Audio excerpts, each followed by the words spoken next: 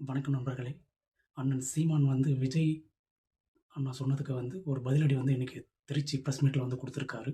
தளபதி என்ன சொன்னாருன்னா, பெரியார வந்து கடப்பாரை அப்படின்னு வந்து ஈரோட்ல வந்து சொன்னாரு. அதுக்கு சீமான் என்ன சொல்லியிருக்காருன்னா, "கடப்பாரைலாம் துரு புடிச்சு போச்சு. பழைய பித்தள கடைக்கு ஈயம் பித்தள கடைக்கெல்லாம் போட்டாச்சு" அப்படின்ற மாரி சொன்னாரு.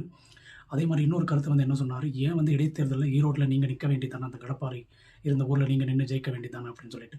நானும் வந்து டிஎம்கே மட்டும் தான் இருந்தது. வேற யாருமே நிக்கல அப்படின்னு. சரி நின்னீங்க. என்னத்த ஜெயிச்சீங்களா? என்னத்த கிழிச்சீங்க நீங்க? ஏதாவது கிழிச்சிருந்தா பரவால்ல. 234 தொகுதியில நீங்க தனியா தான் நிக்கிறீங்க. நான் தனியா நிக்கிறேன், நான் தனியா சண்டைக்கு போவேன்னு சொல்லிட்டு இருக்கிறீங்க.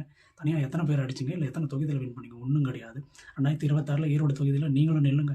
தளபதியும் நிக்குவாரு. யார் எத்தன ஓட்டு வாங்குறாங்க? யார் வின் பண்றாங்கன்னு பார்க்கலாம். அதுக்கப்புறம் பேசுங்க. களத்திலேயே இல்ல. அது உண்மதான். நீங்க களத்தில வந்து சும்மா அ என்ன சொல்றது? இந்த லாஸ்ட்டா வந்து பால் பொறுக்கி போடுறதுக்கு ஒரு களத்தில கிரவுண்ட்ல இருப்பாங்க பாருங்க லாஸ்ட்டா. யாருமே அடிக்க மாட்டாங்க. அந்த மூலையில போய் நில்றா, பாலும் வராது. எடுத்து போடுறதுக்கு மட்டும் எப்பயாவது ஒண்ணு வரும்னு. அந்த மாரி தான் நீங்க. எப்பயாவது ஒண்ணு வர வேண்டியது என்னத்தையாவது பேசிட்டு அப்படியே வந்து காலத்த ஓட்ட வேண்டியது. உங்க பொழப்பு நல்லா போகுது அவ்வளோதான். மக்களுடைய பொழப்பு வந்து என்னத்தையாவது ஒரு கதைய அடிச்சு விட வேண்டியது. அத மக்களும் கேட்டுட்டு தம்பிகள் வந்து "அண்ணா, அண்ணா" அப்படின்னு சொல்லிட்டு கதற போறாங்க.